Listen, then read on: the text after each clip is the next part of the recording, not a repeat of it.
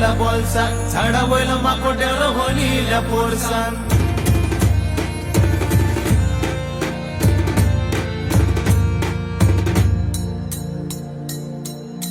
शबैचे बावले तोंडाक रुपणे बांधून पावले तारीकडे